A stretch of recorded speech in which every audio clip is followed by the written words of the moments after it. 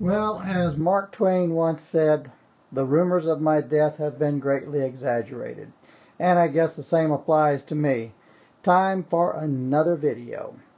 I know it's been a long time since I've made a YouTube video, and the ZAV, the motorhome, was my primary focus when I was doing them several months ago, and most of the stuff on it is done. So it's just primarily just to enjoy it now. But I have another project.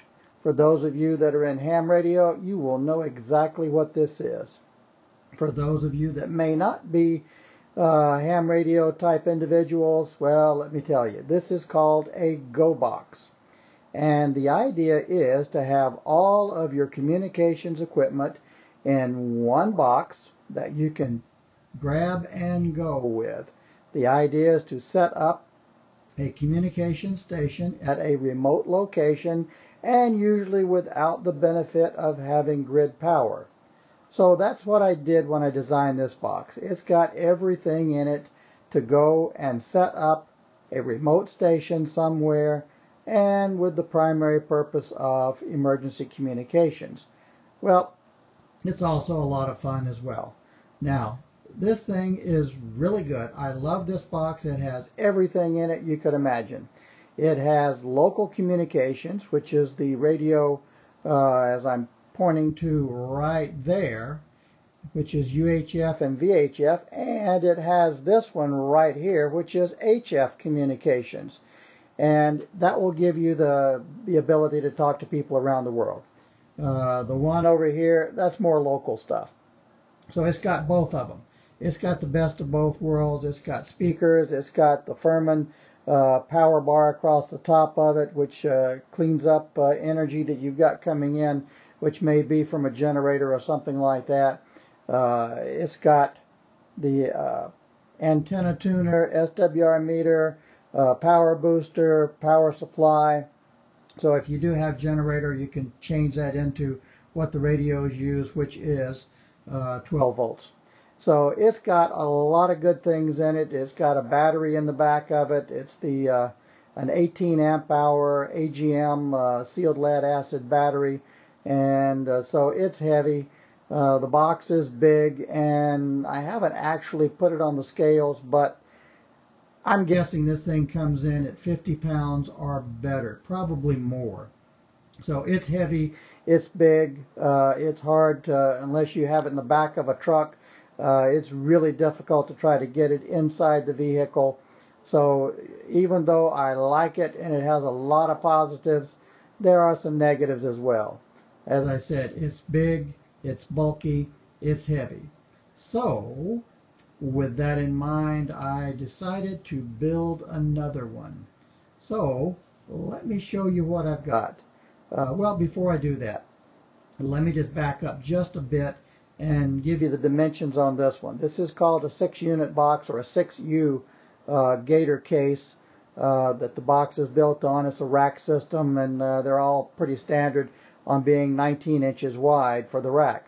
So the height of the box is just over 14 inches high, and so that makes it pretty big. All right, so let me clear this thing off the desk, and I'll show you what I'm going back with. Okay, here is the new box. This one is just a little bit wider than the Gator case. I'm using a brand called SKB. So it's a little bit different design. So it's slightly wider, but it is only 9 inches tall. So this one is a 4-unit as compared to the 6-unit on the Gator case. So the SKB is 9 inches tall compared to a little over 14 inches tall. Now, it is still the rack system, and as you can see right there, that is what one of the racks looks like. So those just go right in. Well, it's hard to see in there, but there's little rails that they screw into. So those just screw right into the rails and give you a platform. You can see I've got one of them in there now. It's hard to see, but trust me, it's there. And here are the components that I'm going to be going with. compared to the 991, and we'll just take these one at a time. Sorry about the jiggle there. This is the Yaesu FT891. Came out not too long ago. It is about, well, compared to the 991, the 991 is almost another 30-40% wider and almost another 30-40% taller than this radio. So this one is about the size of just your standard FT8800 Yaesu radios. So much smaller.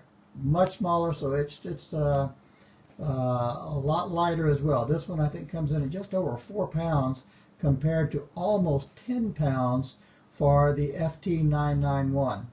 So a much smaller footprint for that.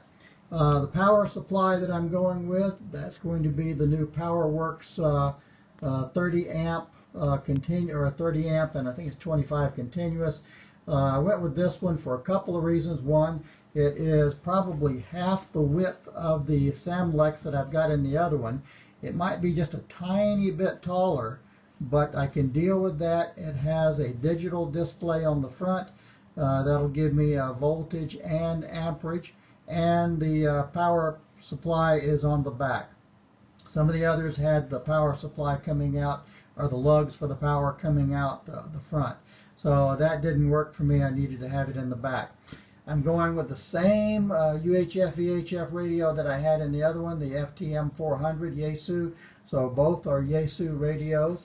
My tuner here in the back is a LDG tuner, and it is about half the size of the other LDG that I have, which is the AT Pro 100, I think it is. I'm going to be using the same power gate. That's the West Mountain Radio power gate. So that one will allow me to have power coming in from a generator, the grid, or whatever. It'll be charging my batteries, and if I lose grid power, then it automatically switches over to the battery.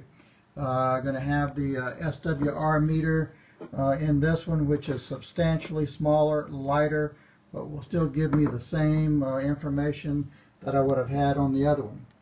And here is the battery.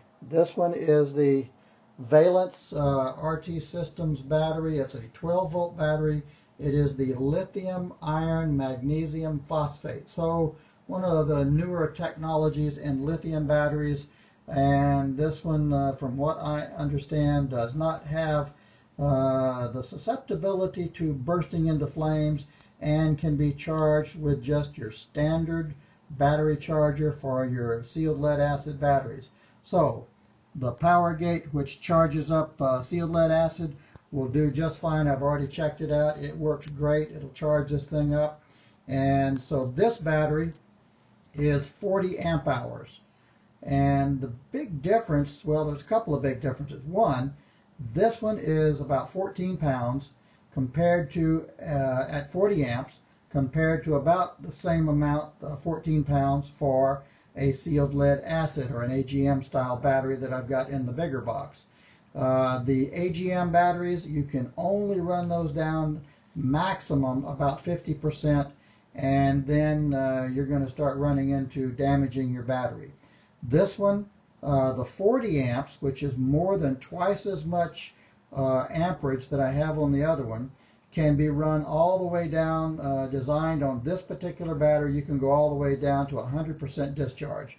So you can run it all the way down and it will not hurt the battery. Probably I will never do that under normal circumstances, and will probably keep it way above that on the discharge. And the other great thing is that the power output, the amount of voltage going out, will stay pretty well flat. It'll be a steady output on the voltage of probably close to 12.8 or something like that. I think is what it says. It will, the nominal voltage is 12.8 and will stay there all the way out to about a 90+% depth of discharge. So you can go up twice as long on that. So in real life terms, this battery will give me 4 times as much power as an 18 amp hour battery, but at the same or less weight. Now, I am giving up a little bit in size because the 18 amp hour is smaller, but I've got enough room in the back of the box here to make up for it. So those are the components that I'm going to be going with on this battery. There goes my clock on the wall up there telling me that it's 5 o'clock. Okay, so those are the components that are going in, and I think I just about have most everything I need to start putting this thing together. So that's going to be the next step, is start fitting this stuff in.